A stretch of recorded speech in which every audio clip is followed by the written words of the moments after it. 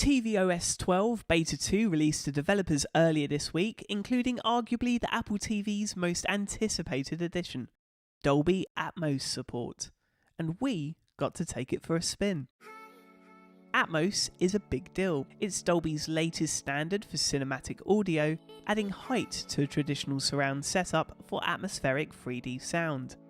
The team at tvOS today excitedly hooked up our Apple TV 4K to a Dolby Atmos home theatre, popped into audio and video settings and turned on Dolby Atmos, but despite our excitement, we soon hit a brick wall.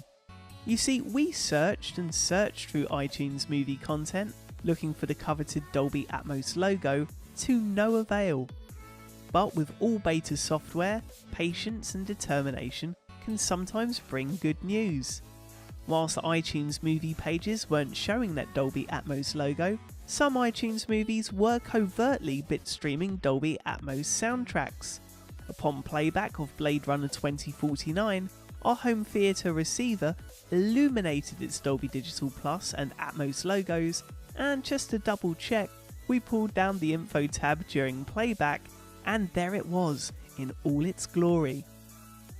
During testing, Atmos compatible titles included, but weren't limited to, Blade Runner 2049, Jumanji: Welcome to the Jungle, Justice League, Paddington 2, the Lego Batman movie, and Transformers: The Last Night. We then took a look at other apps like Netflix, Amazon Prime Video, Plex, and Infuse, but none of these apps supported Dolby Atmos at the time of publishing this video. However, Apple's music app did use the added Atmos in-ceiling speakers, along with Walmart's US-only movie service, Vudu. Vudu has an impressive catalogue of Dolby Atmos-enabled titles and also boasts the addition of Disney content in 4K, like the recently re-released Disney Pixar film, The Incredibles, something we hope iTunes adds to its arsenal in the near future. Vudu's Dolby Atmos support is locked to 4K HDR streams, but my does it pack a punch. Vudu's Dolby Atmos presentation averaged around 5 decibels louder than that of iTunes, but on the other hand, it should be noted that Atmos was also available for some HD content on Apple's service.